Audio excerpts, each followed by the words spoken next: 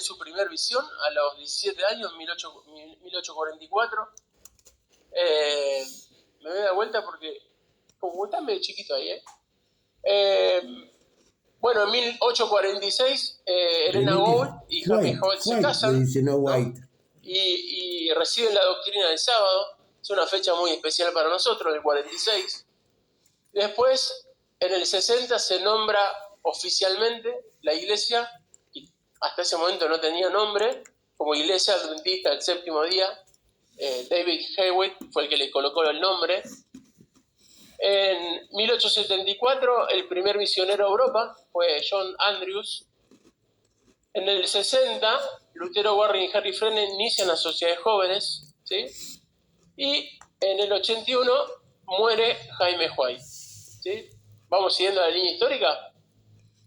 En 1890, fíjense que Jaime muere en el 81, 9 años después, en el 90, llegan Jorge y María Riffel al puerto de Diamante, ahí en Entre Ríos, y se celebra la primera reunión de escuela sabática acá en Argentina. En realidad, en Argentina y en Sudamérica.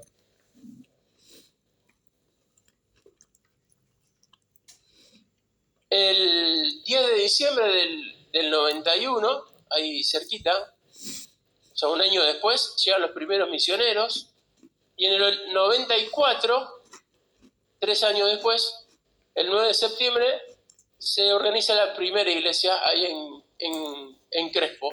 Ah, no lo estaba pasando, por eso no veía. Ahí está. En Crespo, en Entre Ríos. Estas dos fechas que vienen son importantes por lo que va a venir después, ¿sí? En 1898 se crea el Colegio de Camarero, luego Colegio Adventista del Plata, hoy la universidad, y en 1908 se inaugura el Sanatorio Adventista del Plata. 1898 y 1908 son fechas muy cercanas al comienzo del adventismo acá en la ciudad de Rosario. ¿Por qué? Miren,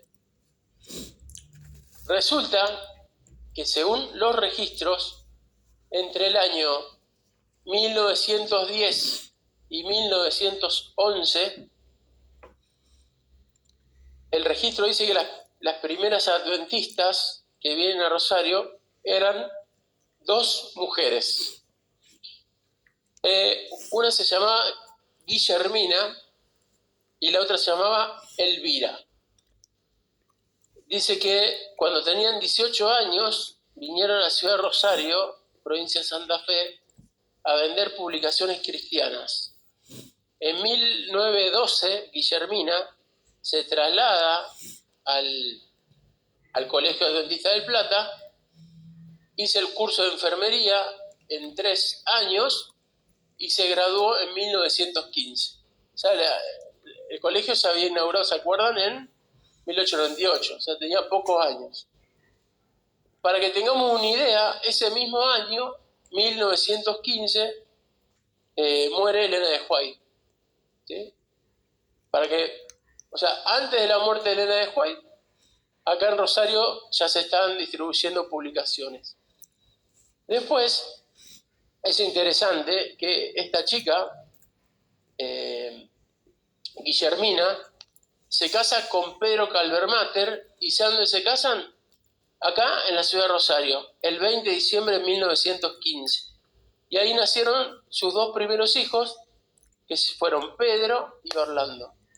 O sea, todavía no había iglesia acá, todavía no había, solo había grupo de personas.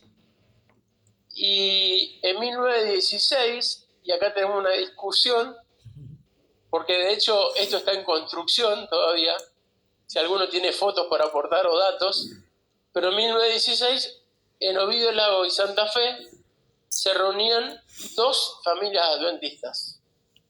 2 familias. Después yo estoy pasando ya y no acá. Ahí está. Bueno.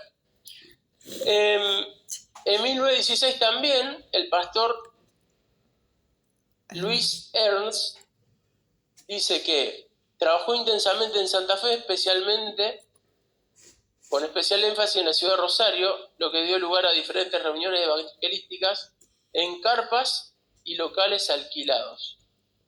Ustedes tienen que tener en cuenta que si estamos cumpliendo 90 años y estamos en el 2025, ¿cuándo se inauguró la iglesia? 1935. ¿Okay? Así que esto está muy anterior, ¿no? Después, en 1918, el pastor Kasseber hace conferencias de evangelización en Rosario, Santa Fe, en la segunda mitad de 1918, con una asistencia promedio de 200 personas, y él estuvo hasta 1920. Es interesante notar, y por eso hablo de locura y persistencia, que la ciudad de Rosario, porque lo vimos en unas revistas, era considerada una ciudad dura para el Evangelio. De hecho, el mismo nombre de nuestra ciudad, ¿de qué habla? Del Rosario, porque viene de la capilla de Nuestra Señora del Rosario. O sea, era una ciudad inmensamente católica y difícil para el Evangelio. Pero lo interesante, y vamos a ver ahora a través de esta línea histórica, era la persistencia que tenían sobre esta ciudad. Porque ya fíjense, 1920 había conferencias de evangelización. Después ahí cerquita, en 1919, el pastor Godofredo Brock realizó campaña evangelística en Rosario y dice que su ministerio inspiró a muchos. En 1930, el pastor Juan Riffel, esta historia es súper interesante. Este era un muchacho que no era pastor, no era nada, era un muchacho que le gustaba predicar. Entonces él viene a Rosario, se le asigna a Rosario para una serie de reuniones evangelísticas. 1930, él regresa al Colegio Adventista de Plata, él estudia de pastor y 8 años después, cuando le hacen un llamado misionero, él lo mandan como pastor acá, de esta iglesia. Pero ahí ya estaba la iglesia. Eso es otro cantar.